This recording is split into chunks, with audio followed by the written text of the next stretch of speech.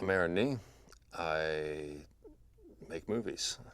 I direct and write with my brother, and we right now are making Lost City. It's about this woman who, this author who life has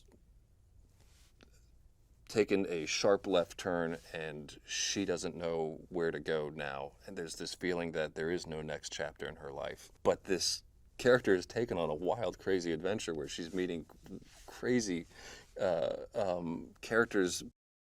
Getting to work with somebody the caliber that Sandra Bullock is the kind of thing that you dream of as a filmmaker. It's also the kind of thing where you have to wonder, like, is this a be careful what you wish for kind of thing? This is a international movie star, an Oscar winner, a person who's just like operating on this whole other level, and she is an absolute dream to work with.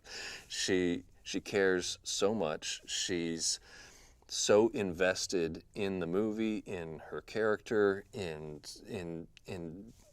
finding and developing that character, and that being a conversation with us, in making choices that are good for the film too. And we were throwing her in really, really gnarly situations. And Sandy's so game.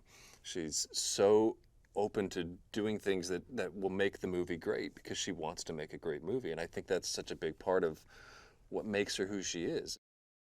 As soon as we started working with Sandy and Liza, it became very clear that this was exactly the kind of collaboration that we want on a project, and that they were extremely accessible and available and ready to get in there in the weeds with us from the beginning.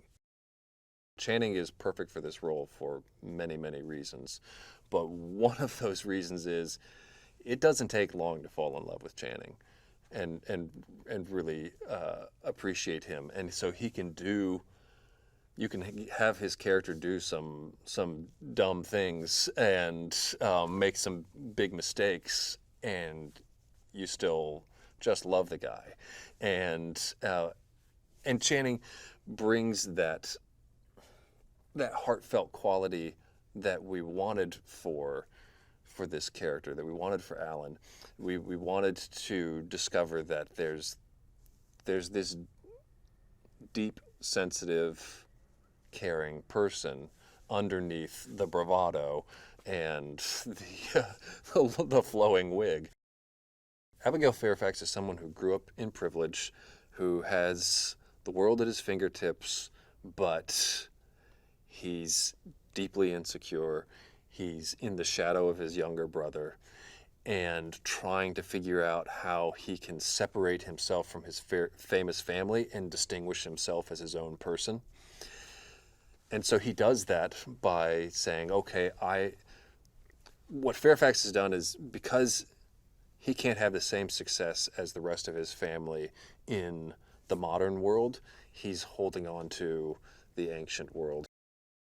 We knew that with the character Loretta that we were setting up, that she was a very intelligent, very capable, successful person. And so we needed to be able to pair her with someone who is formidable, because you need someone who you can put alongside Sandra Bullock and have them be her, not just her friend, not just her publisher, but kind of like the person who's holding her life together. And so you need a formidable personality for that. And Dave Vine was able to fill that role, was able to bring that kind of mix of being both supportive and sweet, but strong and in control. We knew when we brought Marlene on to do costumes that the jumpsuit was going to be a thing. Because it has to survive not just sitting on a stool at the convention like it was designed to be used for, but we're going to have to take it through a river and climb a mountainside with it and be in the ocean and all of these things that a sequin jumpsuit is not normally able to sustain.